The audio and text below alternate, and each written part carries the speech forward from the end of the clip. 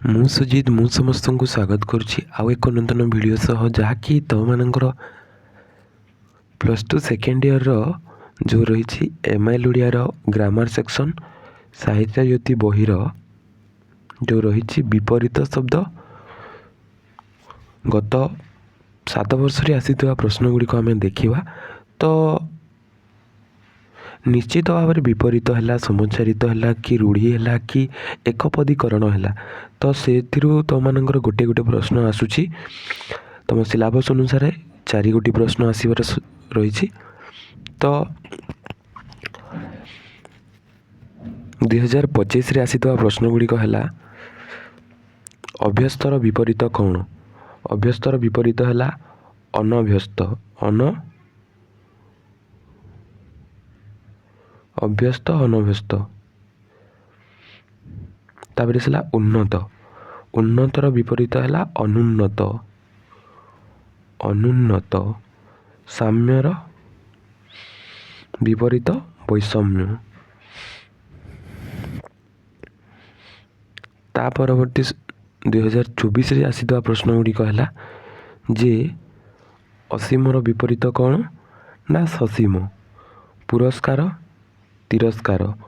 ଉଭାର ବିପରୀତ ହେଲା ପୋତା। କାରଣର ବିପରୀତ ହେଲା ଅକାରଣ। ତାପରେ 2023ରେ ପ୍ରଶ୍ନ ଆସିଥିଲା ଯେ ପୁରସ୍କାରର ବିପରୀତ ତିରସ୍କାର।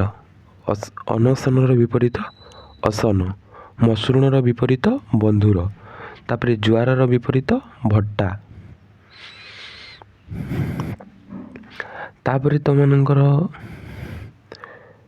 2021ରେ ଏକ୍ଜାମ୍ ହୋଇନଥିଲା, ସେ ସମୟରେ କରୋନା ଥିଲା, ତେଣୁ ସେ ସମୟରେ ଗୋଟେ ଏକ୍ଜାମ୍ ସ୍ପେଶାଲ୍ ଏକ୍ଜାମ୍ ହେଇଥିଲା। ସେ ବର୍ଷର ପ୍ରଶ୍ନ ମୁଁ ପାଇପାରି ନାହିଁ। ତାପରେ 2022ରେ ଆସିଥିବା ପ୍ରଶ୍ନ ମଧ୍ୟରେ ଅପରାଧୀର ବିପରୀତ କ'ଣ? ନା ଅପରାଧୀର ବିପରୀତ ହେଉଛି ନିରପରାଧ। ନିରପରାଧୀ ହେବ ନାହିଁ, ନିରପରାଧ ହେବ।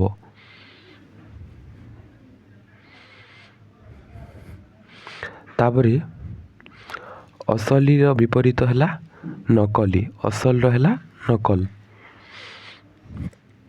ତାପରେ ଆସିଲା ଅନାବାଦୀ। ଅନାବାଦୀର ବିପରୀତ ହେଲା ଆବାଦୀ। ତବତର ବିପରୀତ ହେଲା ପଖାଲ।